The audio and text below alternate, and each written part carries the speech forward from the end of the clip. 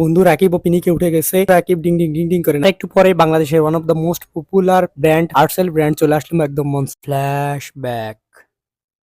Hello everyone, আসসালামু আলাইকুম, this is me Tanmoy, welcome to my another video. আশা করি সবাই ভালো আছেন, আলহামদুলিল্লাহ আমিও ভালো আছি। ইন্ট্রো দেখে তো বুঝে গেছেন হয়তো বা গেছিলাম বড়লোকদের কনসার্টে, তো সেই ভিডিও আপনাদের সাথে শেয়ার করছি। আমার তো যাওয়ার ইচ্ছাই ছিল না, ফুফুতো ভাই আর মামাতো ভাই অনেক জোর করছিল যাওয়ার জন্য। তারপর যখন শুনলাম যে কনসার্টে মমতাজ আপা আসবে তখন রাজি হয়ে গেলাম। আমি আবার মমতাজ আপার ফাইটা যায় এর অনেক বড় ফ্যান, মানে ফাইটা যায় গানে। কনসার্ট ছিল বনানী আর্মি স্টেডিয়ামে, এই জন্য আমরা পূর্বীতে এসে গাড়ি ধরার চেষ্টা করছিলাম। দুঃখের বিষয় এখান থেকে একটা গাড়িও যাচ্ছিল না বনানীর দিকে, সেজন্য আমরা হতাশ হয়ে কালসির দিকে এগোতে লাগলাম। কালসিতে গিয়ে অনেকক্ষণ ওয়েট করার পরে একটি বাস ধরে বনানীর দিকে রওনা হলাম। যার সময় কোনো ভিডিও করতে পারি নাই, কারণ রাস্তাতে অনেক জ্যাম ছিল আর গাড়ি শুধু থেমে থেমে যাচ্ছিল। তো এই ভিডিও ক্লিপটা আসার সময় নিয়েছিলাম। দিনের বেলা ঢাকা শহর যতটা সুন্দর তার থেকে দ্বিগুণ সুন্দর রাতের বেলা। হাই হাই কত সুন্দর দৃশ্য! এই দৃশ্য দেখার পর প্রাণটা পুরো আমার জুড়ে গেল। এ ফিউ মোমেন্ট লেটার অনেক কিচ্ছা কাহিনীর পর চলে আসলাম একদম স্টেডিয়ামের সামনে। কনসার্ট এতক্ষণে